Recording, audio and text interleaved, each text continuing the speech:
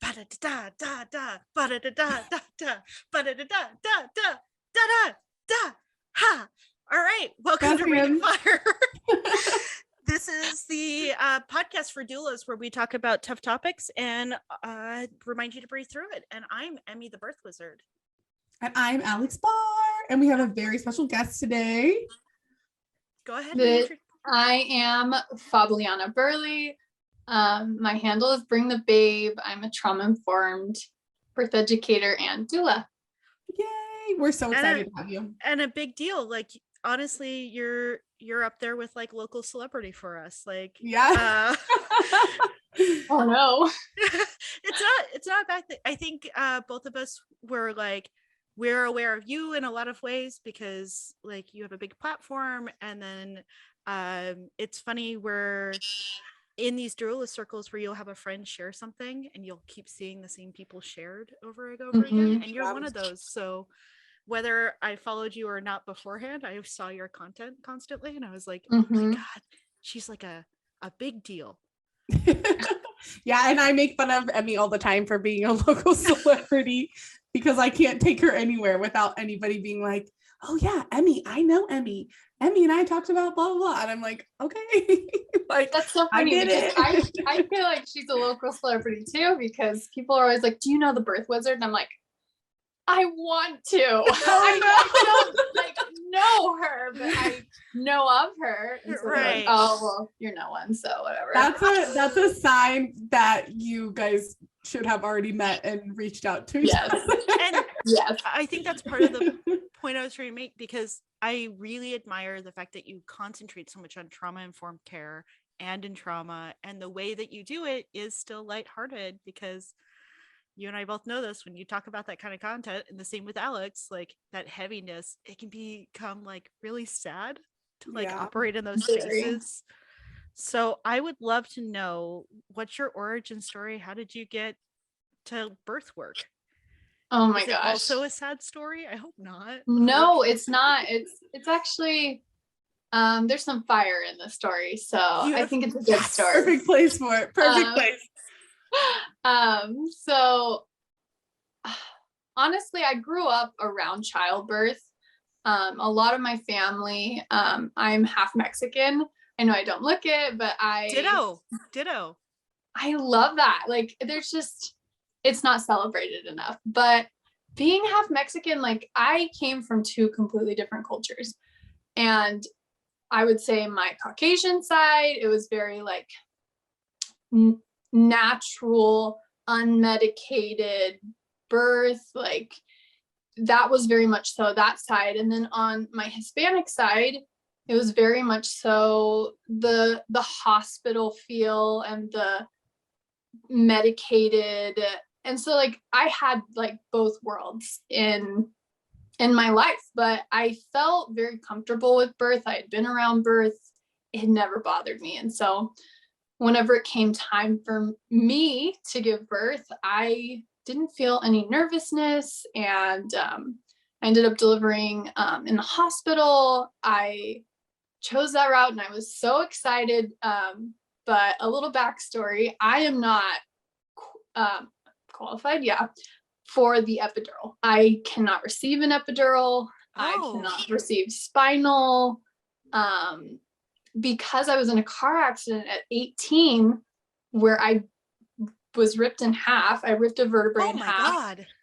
Yeah, isn't that wild? And they had to put me together with two 11-inch metal rods. Okay, I'm sorry. We used the phrase, we had to put me together. So just let me sit with that for a second. Yeah. So this was, lots of damage. It was crazy. And as an 18-year-old, I was like, what is happening? Like, this is not what my life was supposed to be. And honestly, as soon as that had happened, and I had an excellent doctor who just was extremely informative and was very huge on consent. And I just like, as an 18-year-old, I didn't understand. I was like, you're the doctor. You should be telling me what I need. And he was just like, hey, I want to get my best people in here to like make sure that the surgery goes the way that I would like it to go. And if it's okay with you, we can follow through with the surgery if you would like to. And I was just like, yeah, dude, like, if that's what I need, do it. Like, come on. And so he's so funny. And he was so, it was all about me. It was all about my care, how I was feeling in that moment. And honestly, that type of care changed my life. So that's incredible. 2 11-inch metal rods later, a bunch of screws, and a huge scar on my back. And really hard for you to get through TSA checks, I'm sure. Actually, not that hard with titanium. Oh, I was worried about that. That was something that I worried. I literally asked my doctor, I was like, am I going to get a pat down every single time? That's like violating to me. He was like, no, not with titanium. You know, like it's the best thing out there. And like, all right, thank you for fixing me up. But no, I've never. And that's what's so interesting to hear you talk about, like a doctor asking for consent. Like it is like it's a kind of a novel idea because most people don't experience it often. And even when I switched into midwifery care for my pregnancy, there were times where I was like, are you not gonna tell me what to do? like you just like said some stuff. Okay, what's the next step? Like kind of waiting for them to like tell me what to do kind of thing. So especially at the beginning of my care with them, I was like, oh, I get to make these decisions. Yes. It's like a big realization.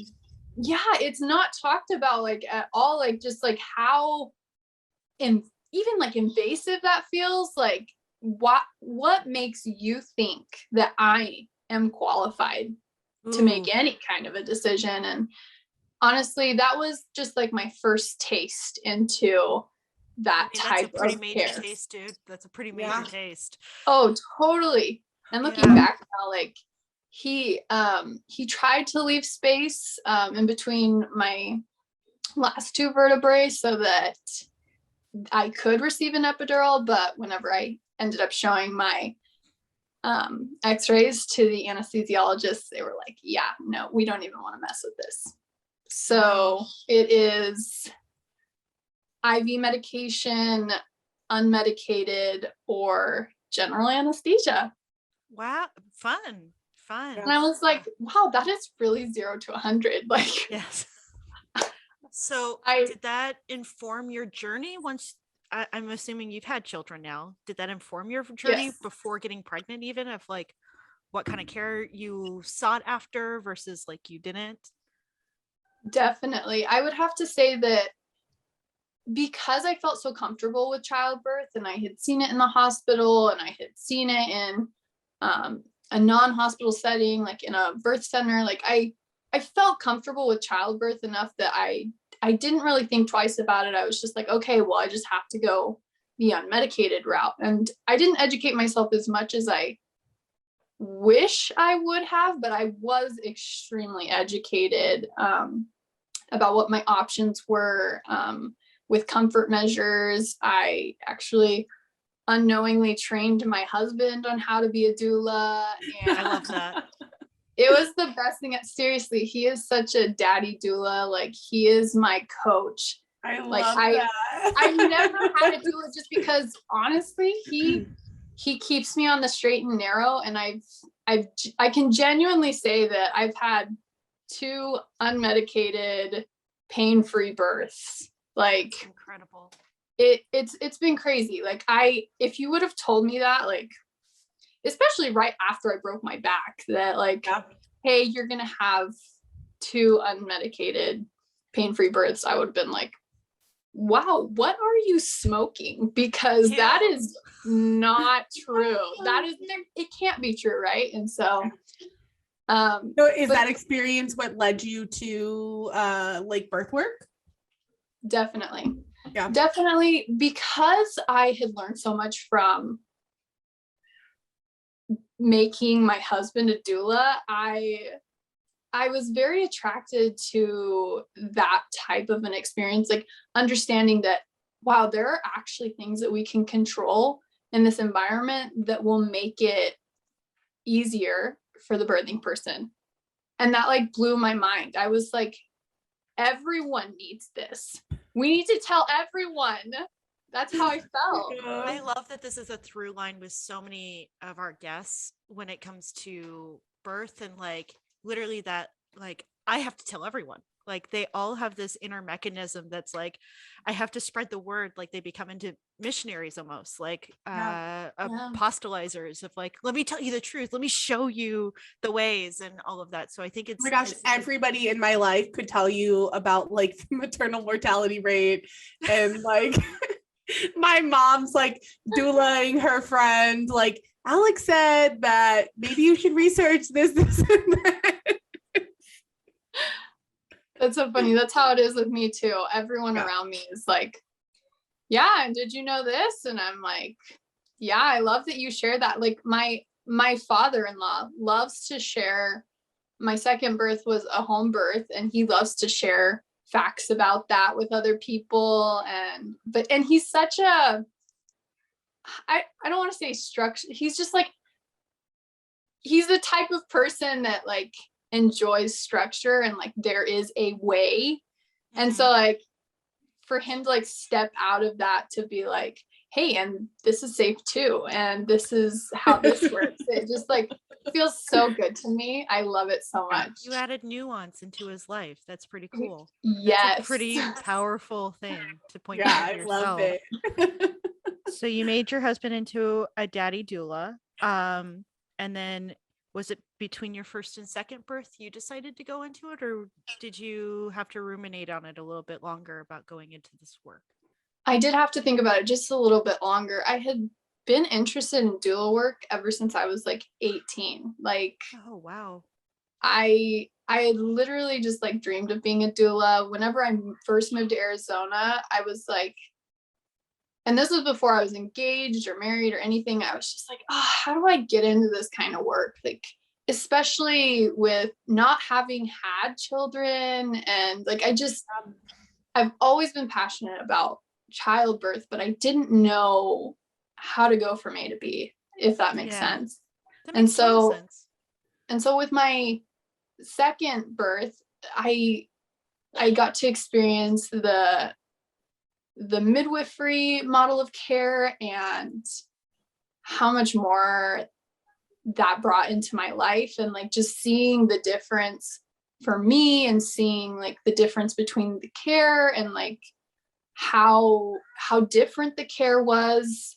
That's what really pushed me into it. And I'm totally going to call her out, but Lindsay King, you've already had her on your show, but she literally was like, just do it, just get out there, be a doula, you just do it. Like, stop saying, well, when. She's like, just do it. And so that's whenever that lit the fire underneath me, and I was like, okay, that's so sweet. I love do it. She's amazing, truly. I love that our guests are buddies. Yeah. We didn't even know it. Which for audience members, like, we have an episode with Lindsay King, a midwife, who's going for you to go back to and listen to her. And like, truly, like, we call you guys fire starters, our audience members. And like, I think it's really great that we're not just saying that or calling you guys that, we can see it in you. So obviously Lindsay lit a fire in you. I know that she lit one for me because that was my first home birth, and she happened to be, that was one of her final catches, was that birth. And so like, that was my first experience with home birth and watching it happen. And I kept being like, waiting for the midwives to react or like say stuff or whatever. And they just sat in the corner really calmly. And I was like, I don't know what to do. Like, are you guys gonna do something with your hands or like talk, or you're making me nervous? Like, and it's just, well, that's usually the time you're like kind of on guard, right? Right. Yeah. You're kind of ready, calm, calming presence. So I think it's great that you experienced that, and someone that we know encouraged you. So all right. So how long have you been doing birth work? Because I feel like I've been following you for a while, so I feel like I've seen you. I'm like, man, this girl's been doing it forever. I feel like I've been doing it forever, but if if I had to give it like a start date, my official start date was February of 2021. So I've only been in the industry really for a year. Yeah. And so like, but I mean, I've attended other births before I was like officially labeled myself a doula. And we talk a lot about most people were doulas before they actually were. Before they actually became certified and trained and whatever, which is funny because I had never seen a birth besides my own when I started this. So I kind of had the opposite where I was like, no, I like waited until I waited because I was like, I don't know what's like, I didn't have any friends who had children. I didn't know anybody who was having babies. It was just me. So it kind of like I had to like wait for that. But I definitely feel like you see people being doulas like almost through their whole life kind of thing, you know? It definitely like has felt like longer just because obviously like you just said, it's been a lot of my life and just like how I step into roles, like naturally I just like to step into that like supportive role. And I think like, you know, everyone talks about their enneagrams and I'm totally like this people pleaser. Like I want everyone around. I'm a 2. I'm totally a 2. Is this your first one? Is this the first one? No. Here's my thing. I feel there's a ton of 2s inside of birth work. And I think by nature, they're not going to answer any survey or even like be cool with me calling them out because they'll be like, no, I'm just here to help. Like, I don't need to answer her question. Well, Fabliana told us that she listens to our podcast regularly and we had no idea. That's true. Yeah, that's true. Just flying under the radar. But it makes total sense that you're a 2. So yeah, and I really do think like 2s are called to this world. So are 8s. So are people who are seeking like justice and like filling those extra roles. So that makes total sense. So obviously off of your prior care, you were shown what trauma-informed care looked like. What made you want to specialize in that though? Just because you were exposed to it doesn't mean you're like, there it is. There's my niche. Thank you. Like, and I did see like when you kind of switched your content and your social media over to be like, this is what I'm focusing on. I'm focusing on trauma informed care. So I'd love to know like where that came from. Okay, so I love this question. This is going to learn about birth work and how to become a doula, like I personally was not aware of the statistics around Black birth. I was not aware of the statistics around even Hispanic birth. I wasn't aware of racism in the medical system. Like I just, you know, the whole world like keeps you like this. And yeah, those blinders, man. Those blinders. Exactly. I had no idea. And so as I started educating myself and learning more and more, I felt more and more upset. And I was talking to a friend, she is Black, and she was talking to me about her birth experience. And she was talking about how this happened. Oh, and then this happened. And she's like, I needed they told me I needed a C-section. And she's like, I was so scared. They strapped me down, both my arms, and I was just so scared. And like when my baby was born, I was still strapped down. And I was like, you are joking. Tell me you're joking. And she was like, no, wait, that's not normal. And I was like, tears of rage. I was not happy to hear that at all. Like I felt violent. I think that's the word that like, I felt this like sense of injustice, and I could not believe that she had been treated in such a way, because she has 2 children and that's happened to her twice. Yeah. And to then later find out like they did it because Black women can sometimes be irrational and angry and move a lot. And like, it was just blatant racism. And it makes you sick to your to your core, really. Yeah. And so sick. And I can tell you, I've been through a similar experience where that that information comes to you and there's no other reaction than like, the fuck, right? Like, yeah, the fuck. And it's even worse when you're hearing that individual tell you and they're like, what do you mean that's not normal? Like, you have the realization, you understand what that care was not okay, and they're being presented it as the norm. And what do you do with that heartbreak then? Right? So what did you do with that heartbreak? Oh my gosh. So I started talking to more people, and actually that specific instance is what inspired my birthright affirmation cards, because I love those affirmation cards. Yes. Yeah. Thank you. It was such a passion project, because as I learned more about birth and like I learned more about Hispanics and specific to how I grew up and how I view my Hispanic culture, and this is just in my experience, Hispanics are very, they hold people in positions of authority, and a doctor is someone that has authority, and so they hold them to a higher standard. They're just like, whatever the doctor says.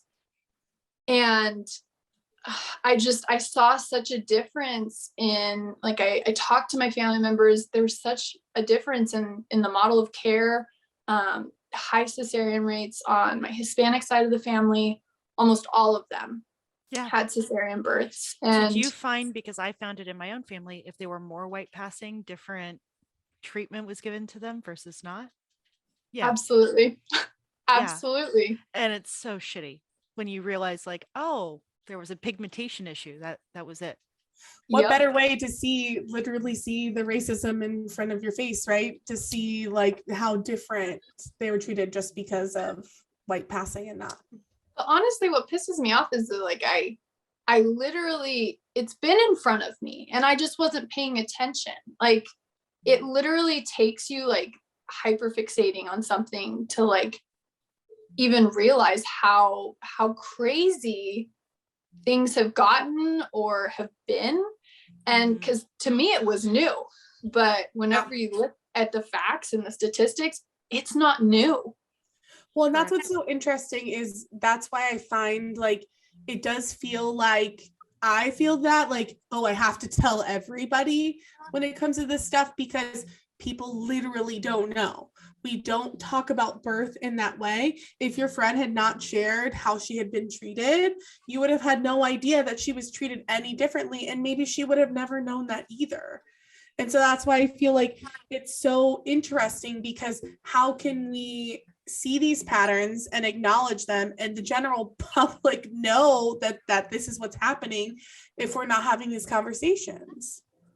Exactly. And that's exactly how I feel. And I've actually had several birth workers ask me, is this really a thing? Is racism really a thing? And it's so hard for me, because obviously, because I've literally seen it happen and heard of it happening, I have to like find compassion within myself, because like I want to yell and just like scream, like, duh, like, but same. But like they just on the same page.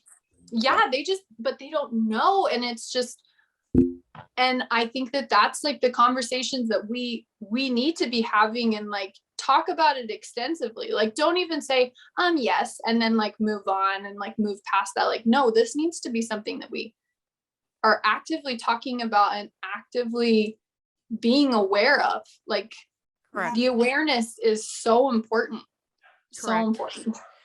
Well, and I'd love to sorry, go ahead. No, you're okay. I've had instances where I've brought up to other birth workers, because they'll ask me questions over feedback and that kind of thing. And they're like, oh, my client's Black. And I'm like, really be having honest conversations about how they're at a higher likelihood for a repeat cesarean due to how they look and all of this. I don't want to bring that up. Then why the fuck are you here? Yeah. If you're not able to have hard conversations about this work, why the fuck are you here? If it's to look at cute babies, stay on Instagram, girl. like stay on Instagram. And like I feel the same way, where I also have to like remind myself of like, maybe this is their first true exposure, but it's not. And I have those like, because you're putting on blinders on purpose. Then you're making sure to stay in spaces where you don't have to see it. You're making sure to listen to the person that's like, well, it's not that bad, right? From the individual, that makes it easier for you to like take in, right? Mm-hmm. So you're not seeking out people who are sharing those stories and believing them when they share it, right? Because if you start reaching out and paying attention, all that stuff starts adding up, right? All of those stories you hear repeated and repeated.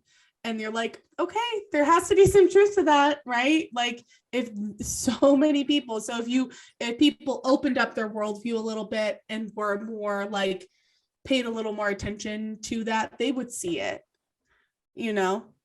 Absolutely. And another thing that I wanted to bring up is something that has been very unpopular with birth workers that I've talked to, is that like my own thoughts, and since we are just going to get down to the juicy here, please. My own thoughts are like, this is why it's important to have doulas within a community, within the Hispanics serving Hispanics, Blacks serving Blacks. Mm-hmm. Like, we need to make sure that it's not, and I hate to, no, I don't actually.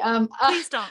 I hate to whitewash, but like, doula work, there's so many white women that are doulas, and it's just, it's really hard for me because the blinders are there, and a lot of times they don't have to look past that, and they never do.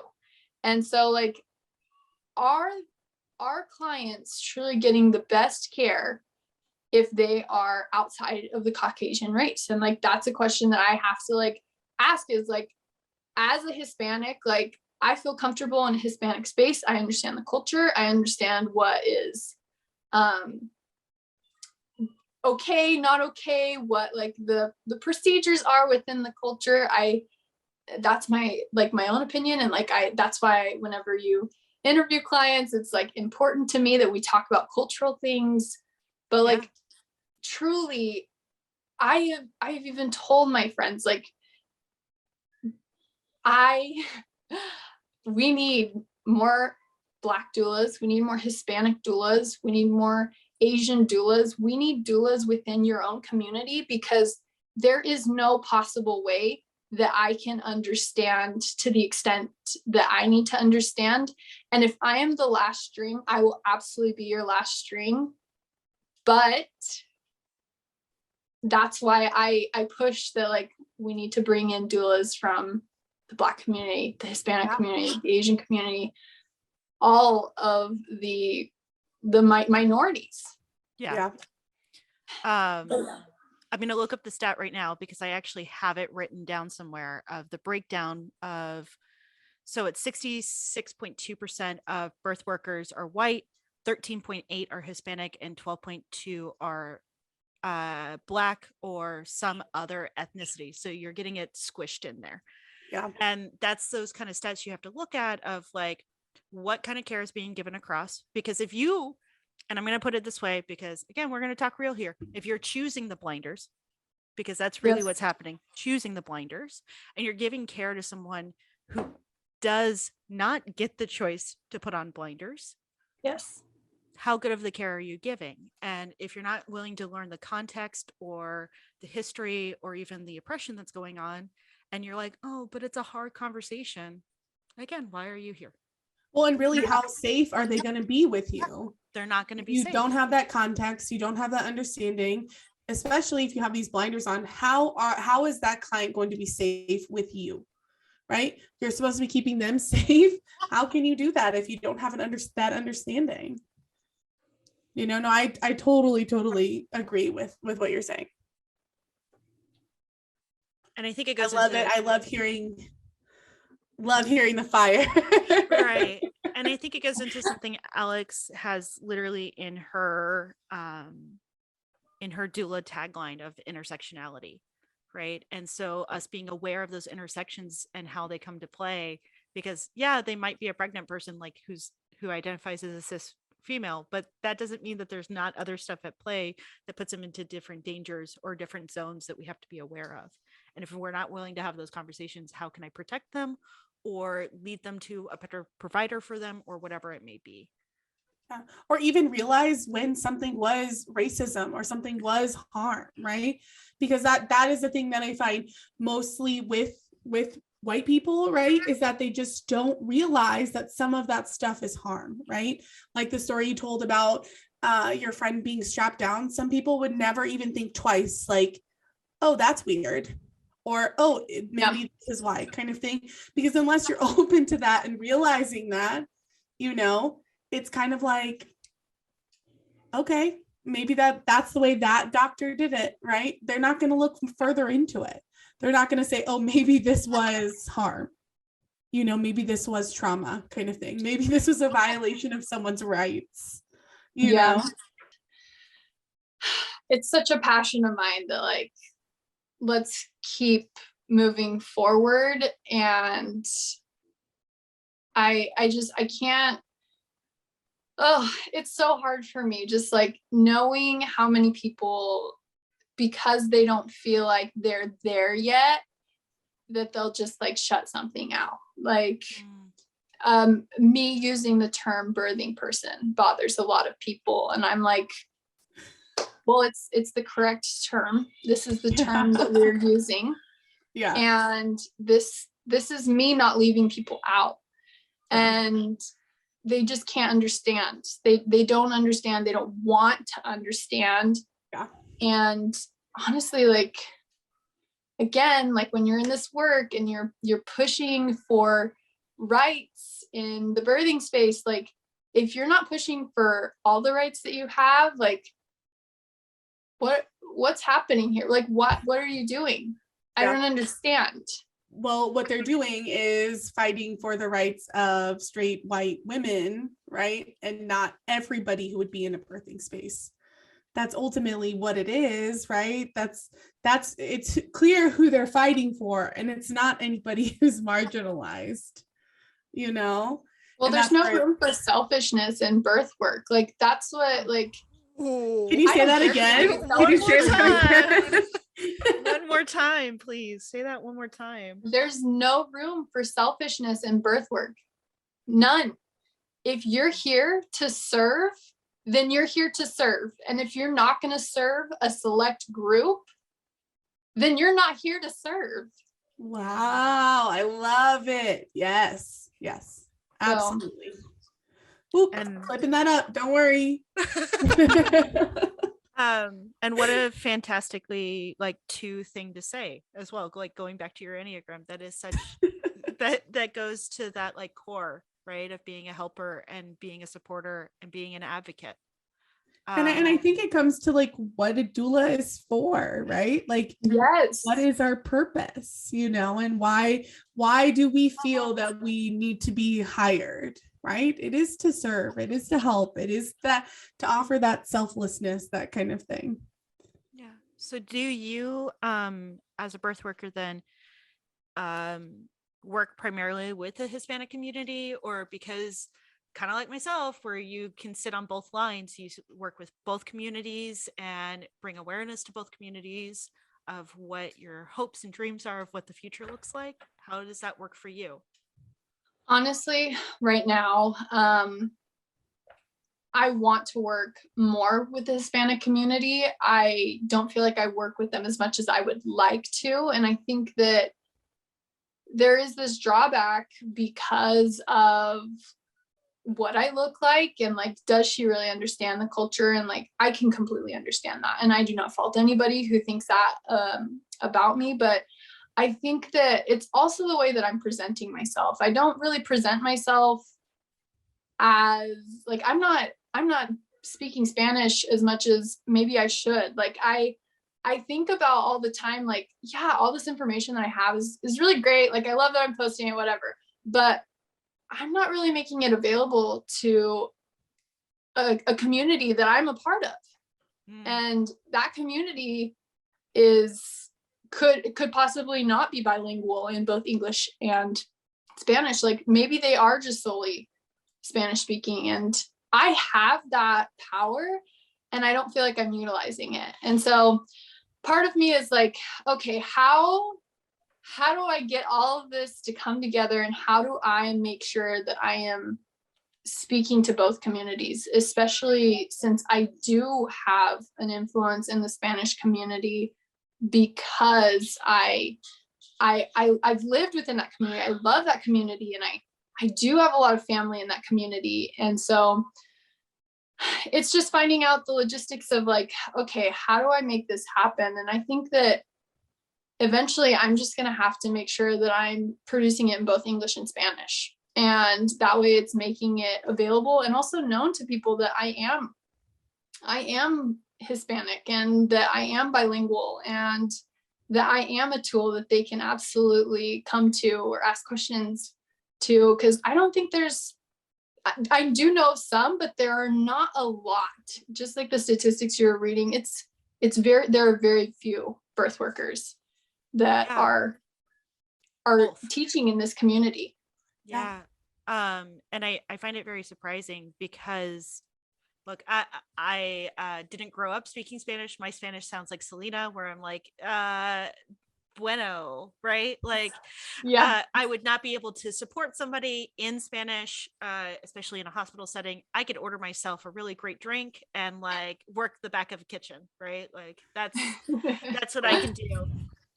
So I'm always on the hunt for, and it sounds weird even using that word, but like I'm always keeping my eyes and ears open for newer doulas who are bilingual, who are a part of the community in a more tangible sense than I am myself. I mean, and it's partly due to I married a really cute white boy, so that's partly my fault. But also like I really feel that there is a need in those communities, and sometimes I can break in and sometimes I can't. And how can I break in more? So I understand you're like, how do I do this better? How do I make these systems work more? So I think it's incredible that you have the ability to maybe one day, like, because I don't think we should put the shit on you, right? Like it shouldn't just be on Fabliana's shoulders to do this, but if you have the ability to produce in bilingual content for these individuals, like I'll be here cheering you on and sharing every single one. Like, I think all of us would be, and trying to make sure that more messages are spread. That was your pep talk from Emmy. Everybody gets one. Yeah, I do those a lot because I really believe that like all of us have a ability to make this world a better place, and I can see it in you. Like I've been able to see that in you. I want to talk to you about how you came up with the concept of your affirmation cards, being also someone who came up with affirmation cards. Mm-hmm. Where did that come from? Where was the moment where you're like, well, now I gotta sell cards. Like now I gotta like do this other thing. Yeah, no, I'm obviously like after learning about the statistics, just like the Black women are, even like educated Black women are 5 times more likely to die in childbirth. Like those statistics just rang in my head every single day, every single night. And I talked to people close to me and I was just like, hey, I have this on my heart. Like I don't know how to do it, but like I'm thinking I want to do affirmation cards. Like I don't know, like, and just like put the right that you have on the front and the law on the back, the precedence that like holds it to your actual person, like as your right in America on the back. And so like if something was violated, like you have it right there. And I also it took me, oh my gosh, took me so long to find the actual patient bill of rights. Every hospital has their own version. But it's not weird when you start to learn stuff like that. It's so weird. I literally was like, come on, just give me the original. And I could not find the original for 3 months. And I was doing research every single day. And I was just like, okay, I know that it happened during Bill Clinton's presidency. Like, I know that this happened. And so like, I'm like typing in these like keywords and oh my gosh, it was just weeks and then months of just like endless research. And I finally found it on a government website. Of course, it is where all the best information is. Exactly. Right. And I found it and I was like, why was this so hard to find? This should have been so easy. Literally type in patient bill of rights, consumer bill of rights, and then like send it. Oh, the internet's like, you want that? Cool, here it is. This is it. Signed, sealed, delivered. Like, but it was so hard. And I finally found it, and it talks about like, your consumer bill of rights and like then your rights as like a patient, because you're a consumer right in the hospital room. And so I found it. I put a QR code on my cards to like link it directly. And I decided to write the affirmation on the front, and that I have rights to what happens to my body. And I wanted these to be able to be big enough that in someone's space, people could see if you hung them up or they were laying around what it said, and that everyone knew what your rights were and that you knew what your rights were. And whereas these cards don't typically sell very well in the white community, they do sell well in the Hispanic, Black, Asian community, the minority communities, and doulas. Doulas have been phenomenal. Like, it's through a doula that I found you, and it was from her resharing that particular affirmation deck. And it was so funny because it was the same day I announced mine that you announced yours. So really? Yeah. That's it was so cool. It was so funny. No clue. And I was like, well, hers are way cooler than mine. No. Yeah, because yours have the ability to still advocate for a person, even if that doula is not in the room, even if that support person is not in that room. You have been able to transform a advocate spirit into something that people can carry with them, and that's why yours are cooler than mine. Like, different things for different times, for different reasons. I like, as a doula, I was like, these are fucking cool. Like, damn it. Like, but this is what's fascinating to me, is that how many people don't know what their rights are, and how many people have no clue that their rights were violated, or that they were violated in the name of policy, even though it's not hospital policy, right? Like, how, this is always my question, how do we teach people that they aren't being treated well, right? How do we educate people to understand that not only do they have rights, but they are probably being violated in a place where they are supposed to be the consumer? I think that it just like comes down to them experiencing it. And if it is first through a doula, or just like even through an Instagram post, if like, I love the content that you're sharing, and Alex, and I love the content that Emmy shares. Like, there's so many great doulas out there that are sharing the love and the passion that they have for childbirth. And I think that people feel that, like, they feel it initially, just like, okay, yeah, this feels safe. And I think that especially with high rates of trauma, like, people are looking for safety. People are looking for education. They're looking for control. They're looking for all these things. And if we're presenting them in the birth worker community, I think a lot more people will find that curiosity to move into, okay, let's see if I can experience this. And so maybe they hire a doula, maybe they don't, but maybe they just take your advice and say, hey, I don't want this cervical check. And then they see the reaction. And, because whenever, we post, it's like, hey, if this happens, and sometimes this can happen. And so like, they know what to expect. And it's like through this education and like, just like, okay, I'm understanding a little bit more. And do I always think that like it translates out to being keeping people safe? No, but I do think that through posting about it and being a birth worker and just giving people little tastes of it, they have to want that type of care. And because obviously, like, we can't reach out to people and tell them this is the kind of care you want. Like, there is no like set care for anyone. Yeah.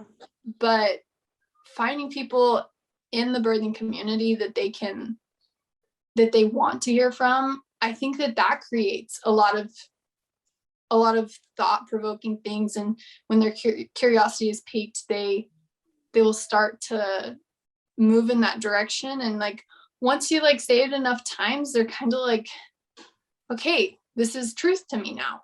And so hopefully we're out here just spreading love and positivity and strength and just encouragement that people do deserve more. And hopefully they want to partake of that. That's the only good part about social media. Yeah. That we can connect on this level and the education that's happening and stuff like that. And that's how I became educated in everything. Literally everything was because I spent too much time on the internet, right? Like as a teenager and probably as an adult, right? Like I learned everything I know about birth work. Learned everything I know about fat activism, about racism, about activism in general, like through social media, you know? So you have a good point. I love when people make me feel less pessimistic. It's always a nice time, but I'm like, okay, I guess not everything is terrible.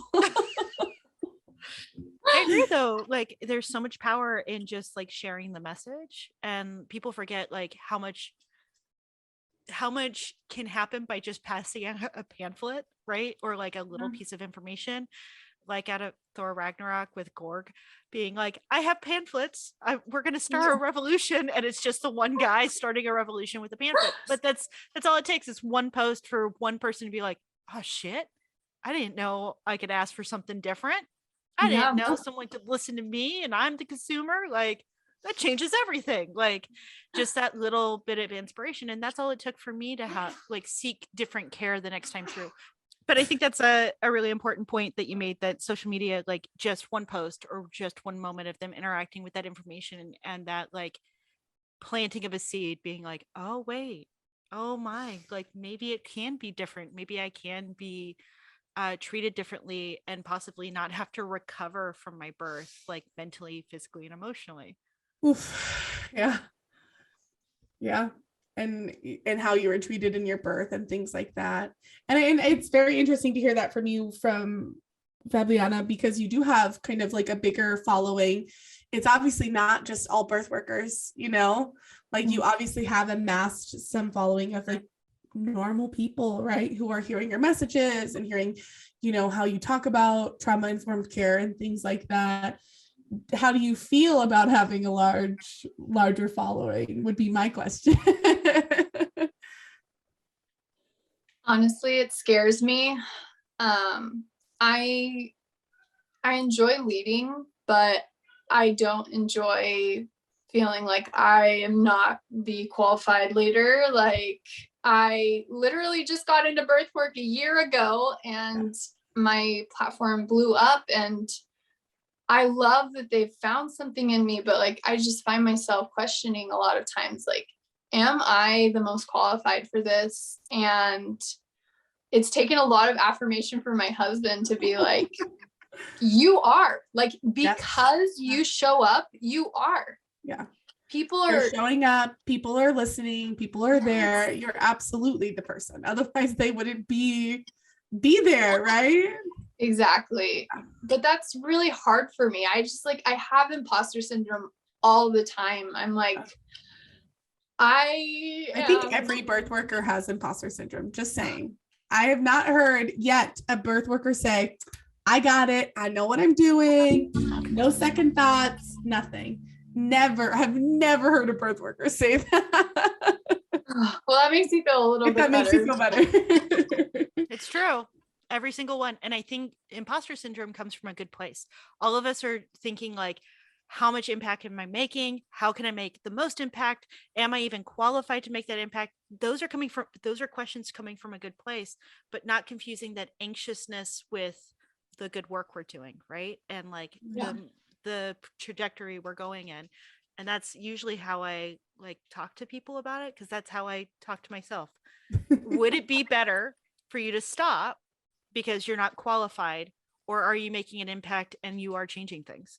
If the answer is yes, I'm changing things, like, well, then stop fucking questioning it and keep going, right? The moment you start doing harm, the moment you start actually not like being the expert anymore, or questioning someone's expertise against yours and being not listening, like we've seen other birth workers do, where they get themselves in a situation where it's like, I should be listening in this moment, then maybe that's the moment to step back and be like, I need to be listening. I need to be like taking in this information. So you're doing a good job. Look at you questioning in the right ways. We're very proud of you. We really are. If that counts for anything. No, honestly, recently I took a step away for like just like testing out, like if I'm gone for like a week, will anyone notice? If I'm gone for like a month, will anyone notice? I noticed. Just saying. You did. I did notice. You were one of the first people to message me, and I was just like, oh my gosh, that's so nice. Like, I just feel like a lot of times when you're on social media, you're just like, okay, well, I'm just the bringer of things, and I'm just bringing, and it's just a lot of giving, and like I have a lot of give in me, but like after a year I was like, okay, I just need to slow down for a second, because I catch your breath. There came a point where I just could not handle, like my mental health could not handle the hate, because like I am so fuel driven by like people feeling happy and like pleased with my work. And I am not even gonna lie to you, I have had several OBGYNs reach out to me. Ooh. And one of them called me a baby killer, and cute. That really affected me. Like I was angry, I felt frustrated, like because I had written a post that supported like midwives, I didn't even say like go to midwives, they're better.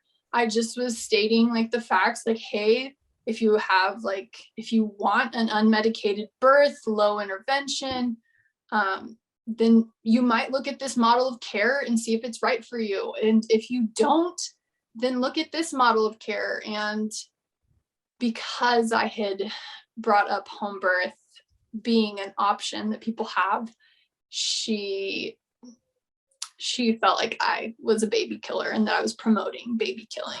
Well, and that's why I asked about how you feel about the following, because I see that as a trend with like lots of people who amass a following. Like you'll kind of see them like blow up and then kind of fade away because they are getting hate and like all of that stuff. And I'm sorry that's happening to you, because that sucks. And especially if anybody knows like the home birth stats, like, and you're what? Like, you're a doula sharing information on the internet that is factual. It is an option to do a home birth with a midwife. It will more than likely be low intervention, right? Well, honestly, like, I'm not scared to admit when I'm wrong. Like I'm not, like, if I have been ignorant to something, or like I don't do it because it's like on purpose. Like I don't purposely find ignorance and like throw it on the internet. But like in the beginning of my birth work, like I feel like I was very only just like more of the unmedicated side of birth, and because that was my only experience. And so like I didn't really have a lot of information about the other types of birth, and I didn't think that I was like, qualified to talk about it. But somebody called me out and said, hey, like, you keep saying that you support all types of birth, but your posts make it seem like you don't, like you only support this type of birth. And I was like, you know what? You are so right. You are very right.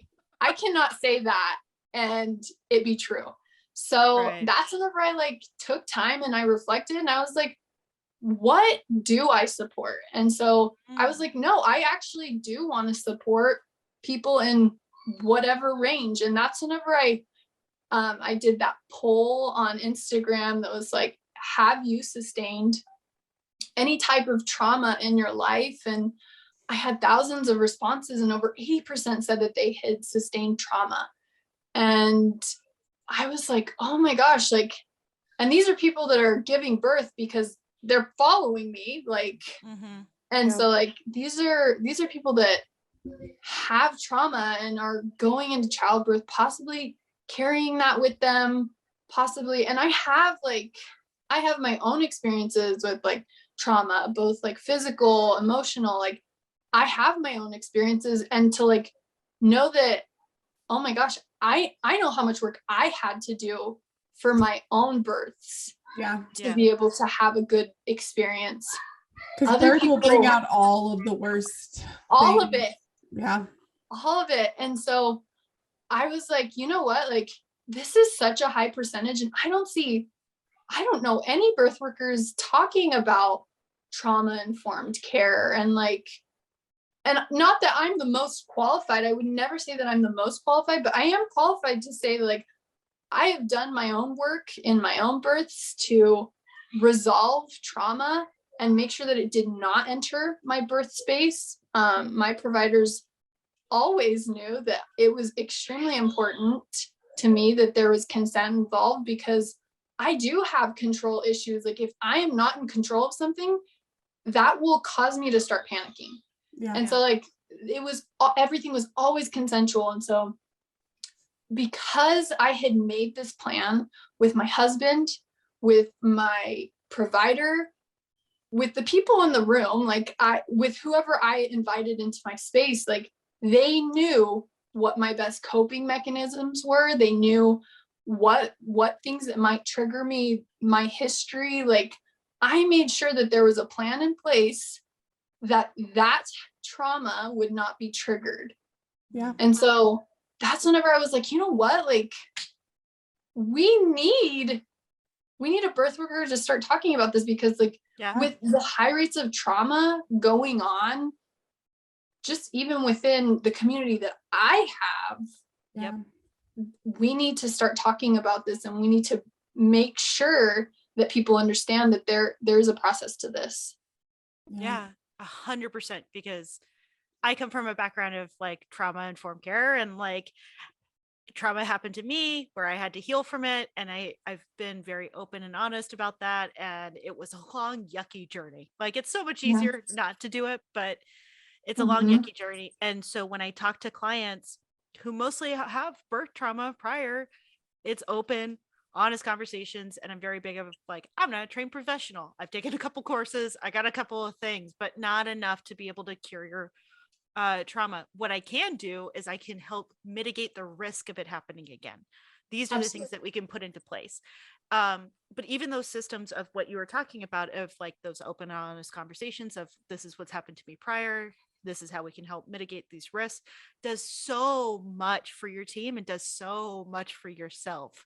So that's fantastic. And I really appreciate that you're talking about it, because there's times where I do feel alone. I'm sure, like yourself, I'm like, why the fuck is no one else? Like 1 in 3. 1 in 3. And that's long. It's higher actually right now. Oh, cool. Great.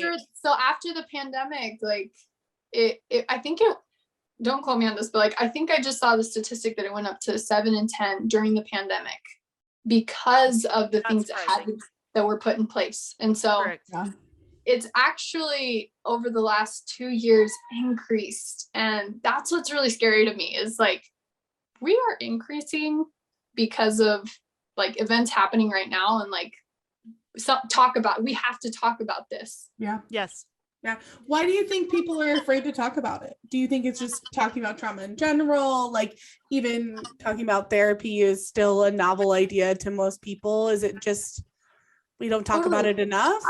I think it's just taboo. I think that people don't like to admit, like, you know, in this perfect social media world where we see everyone's highlight reel, their perfect house and their perfect dog, and their kids don't ever spit up, or, you know, just like that perfect highlight reel of their life.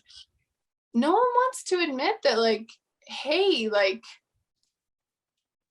I'm a doula and I've sustained some sexual trauma, and that's something that I've had to work through. Like, people don't want that. Like, they don't want, it's kind of like putting on the blinders. It's like the blinders of, hey, I don't want to acknowledge that this happens and I don't want to be a part of it, because then that puts me in a category that I don't really feel comfortable with. And they would have to start thinking about their own trauma and maybe some of the things that they haven't addressed yet. Yeah, I find that a lot. I don't want to be in the category of broken. I don't want to be in the category of mess. I don't want to be in the category of like chaos, right? Yeah. Or that this wasn't a magical, wonderful experience, because then it's an invalid experience, right? Yeah. And the reality is, like, it could be both. You could have had a great birth that also was shitty at different points, and like, I wish I didn't have to think about this one moment that happened, but the rest of it was awesome. There's lots of complexities in all of this stuff, and in being human, you know. And I'm 100% the doula, and I know that the three of us are sitting here of like, there's a Marie Kondo gift that goes around of I love mess. Like, that's those are my favorite people who show up to me where they're like, okay, so this is what happened last time, and they just like, here you go, that's what it is. And I'm like, perfect, thank you for letting me see it before we get into the freaking room where you start to push and then you're having flashbacks, and I'm not informed of that, and I can't walk you through that then. Yes, absolutely. I cannot, like, yes, absolutely. That is exactly what I'm talking about. For real. That is exactly it. Because like, whenever we destigmatize, like, talking about, like, especially with birth being an event that has such a high rate of trauma, like, we need to be talking about trauma and like potential triggers for trauma, and we need to be talking about all of these things. And it's not usually it's not because of this, like, there's a box, and when you step outside the box you're crazy and you are, foreign. Right. Yeah. Well, you say, birthing person instead of mom. Yeah. So, crazy, right? Yeah. Right. That's just the craziest thing that I would, use inclusive language. I don't know. Well, and honestly, like, or talk about trauma or the reality stuff, right? Because, and that's what's so interesting is if you are a birth worker, you are seeing trauma happen not every time, most of the time, right? You are seeing trauma. You're seeing trauma happen in front of you. You're seeing past traumas come out in births, in pregnancy, and all of this stuff. You are experiencing that, whether you want to admit it or not. And that's why I find it so interesting. So many doulas who don't want to talk about it or don't want to address it, because it does bring back to what you're saying. Like, why are you doing this then? Like, what is the point of doing this if you're not going to serve people and help people and try to at least help them with this stuff, And that doesn't mean like fix all their problems, right? But it's still like, even to have that conversation, like, hey, I see you. Like, I see that this is happening. You were going to say something about stepping out of the box. Yeah, it was just like, I think that the people that are inside the box tend to be a little, I don't want to say safer, but like less likely to sustain trauma. And so like, whenever you are stepping out of the box, you really are accessing people that really need your help. And it's not that the people inside the box don't get your help, it's that they have to be able to come to terms with, like, I need help. And that is what is it's really hard. It's hard for people, but like, whenever we can reach outside of ourselves and say we need help, like, that's powerful. And we want people to step out of the box and be like, hey, like, basically just strip down naked and be like, hey, this is what's here, and I need more. Like, I need more education, I need more support, I need one of those things. And so I think that if we are stepping outside of the box, and we are outside of the box, we're likely helping the people that absolutely need the most help. And then the people inside of the box can, and they will step out and they will be like, hey, actually, and they're more likely to step out. I've seen, and I think it's harder to get people in the box than it is to get people out of the box. So so let's just get people out of the box. Right, for sure. I've found that a lot of times people are already outside of it and they didn't realize they ever stepped outside of it. So I've heard so many people tell their birth stories and they'll get emotional, or you'll see the reverting back, or there's a lot of those signs, right, of PTSD, true like PTSD moments happening with them. And I'll sit with them and be like, hey, let's talk about that for a moment. Like, here's some things I'm seeing. Like, have you ever heard of birth trauma or PTSD and how you might be experiencing it? And it could be their first moment of being like, what do you mean? I thought everyone felt this way. Right. And that was a big component in my own family. There's not a person without a traumatic birth story. And I thought that's what you do. You go, you blame your kids for how shitty your birth was, and that's what happens, right? So I was one who believed that the box was trauma. And so I think so often there are people who are sitting there being like, no, I had a great birth. A baby came out and it was healthy and I got to go home, right? And I think it's more just like making sure people understand that box is much smaller than they realize, and they've never actually stood inside of it. That is such a great point. I love that so much, because you're so right. So like how many people don't even realize what they experience was trauma.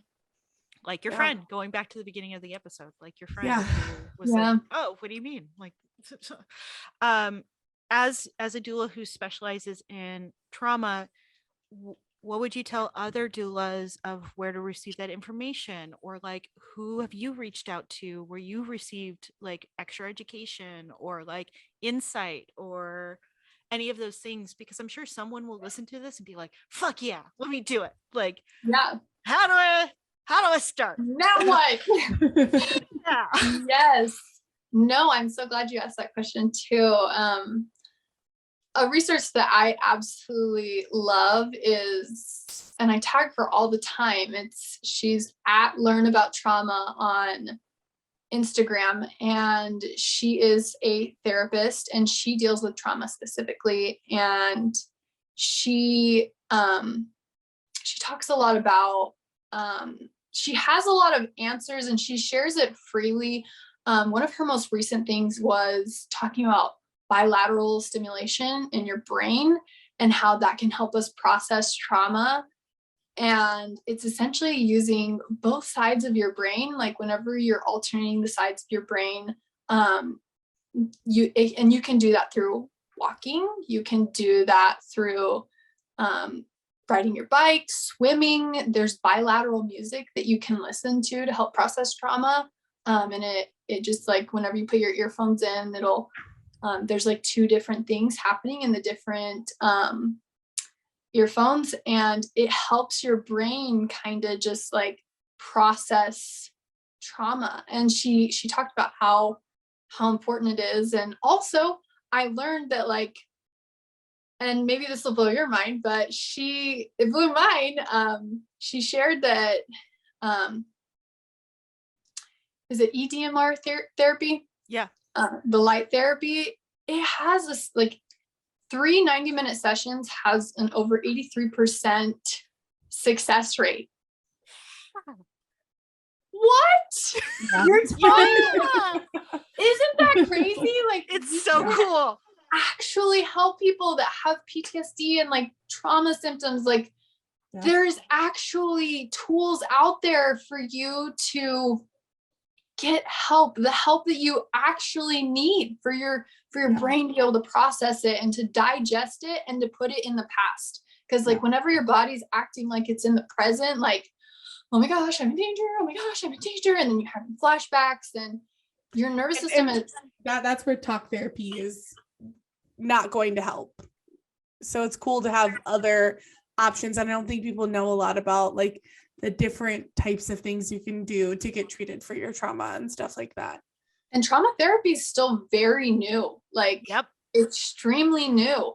And it's crazy because like we're seeing a lot of things about mental health, and hopefully we're pioneering into a time in this world where it is not seen as taboo. It's common, and we look at this as actual health needs. And there are so many like great resources, like that same therapist, she has a perinatal group, it's at Dancy Perinatal, and she actually just started virtual support groups all over the country for those that are in different stages of postpartum and like birth, like, and she serves, like, she has a trained team by her who has been studying like trauma therapy, specifically birth trauma. She used to be a doula. She serves California right now, and she has a trained team to deal with birth trauma, but she is trying to also expand to nationwide. She also deals with provider and nurse trauma care, because our providers, they're mental, like they watch trauma all the time, and they're not getting the care that they need. And so she is promoting that we absolutely need our providers just as much as us to receive trauma care. And that can help our outcomes so much. Like if we're not just like if we don't have these traumatized birth workers, providers, people in that industry. How much we're all traumatized. Well, and I talk about it in my training of how to reduce trauma in ourselves, because traumatized people can cause traumatized people, right? And making sure you have those systems in place so that way we're not perpetuating this further. And that kind of stuff can be so crucial. So just like you were talking about bilateral like stimulation, one of my favorite ones that I found out was a recent study about Tetris and how people playing that for 20 minutes after a traumatic event can reduce the actual damage going on in your brain. And really what you're doing with Tetris is you're allowing someone to do a focused meditation, because we all know how to play Tetris, and it allows the brain to like unwind naturally on itself while the soul is like checked into one thing. And it's amazing how many tools are out there and how many that we're discovering, and like how big this can be and how accessible it can be, because that's a game that's been around since the 80s. Like come on, like everyone could download that to their phone, and after a birth just sit in your car for 20 minutes and play that, and how much better you'll feel once you get home to be able to interact with your family, because more than likely you got a family at home, and now you got to make dinner or like get the kids to bed, and now you're not having the moments of like, and then she said this, and then they did that, right? Like you're not having to bring that to your home front. So that's an amazing resource. That's really awesome. I'll make sure I tag them. She fabulous. And I know that she has something coming out with like she has a course with bundle birth nurses, and so I know that she's starting to put things out, but she has also explained like I'm just going at the speed that I can, like one person. Exactly. That's all of us. We're just one person trying. We're all trying. We all need to find some like amazing like virtual assistants like, to deal with all the stuff, all the extra stuff. Did you just say you needed 4? Because I need like same. 4. Like personal life, and then birth worker life, like maybe 3 for birth worker life. But they all need to be understanding and informed about birth work and all of the things. Well, exactly. I think you kind of answered all my questions. Do you have any more, Emmy? That was my major one, is like how to make that next step. And then my last question for you, what do you have coming up? Like, what should we be excited for you about? Do you have any big plans, or are you trying to make sure that you have a sustainable journey from here on out?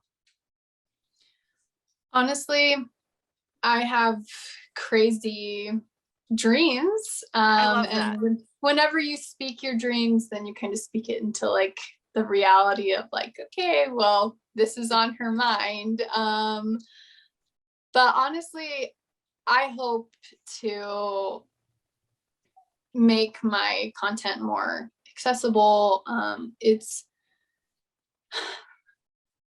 to both the Hispanic and the English community, so like the Spanish speaking community and the English speaking community, but also like I want to move into a space where I can teach doulas a little bit more about being trauma informed. And I think that that's super important because like Emmy said, like hurt people and healed people heal people. Yeah. And whenever we have so many, I mean, and back in one of your earlier podcasts, you talked about like how many doulas will just like, there's like the picture perfect, everyone's sitting there like, I'm a doula now, done with my doula training. And then like, you just see like them disappear so fast. And you're like down to like maybe one or two in the class. And I think that a lot of people just like are like entering and realizing like, oh man, there's trauma. And I think that we need to do a better job of making sure we're kind of screening that, and they're not getting into this work just to make someone else let someone else have the experience that they couldn't have. And so I think that like more prepared to handle that trauma. And and so hopefully I can move into that space at some point. Yeah. Well, I'll sign up for that class first. You put it out there, I'll sign up for it first. We'll be there. We'll be there. I love that. And then you have your affirmation cards. You want to tell everybody where to get them? Yes. I have a website. It's bringthebabe.com, and it is right there on the front page. You can click through, but it just talks about how these cards are to give a little piece of my support to you if you don't have the financial means to pay for a doula, because I know that my lower class birthing people don't always have access or the funds to pay for a doula. And so like hopefully some $20 cards can make some type of a difference in their birthing space. Yeah. Well, thank you so much for coming on. We loved having you on, and I'm so glad that you were our local celebrity and we got to feel the same for you. And like, I'm so excited for people to hear this episode, and I know that you're going to be making big waves. Thank you so much. Thank you for having me. All right. This is Ring of Fire.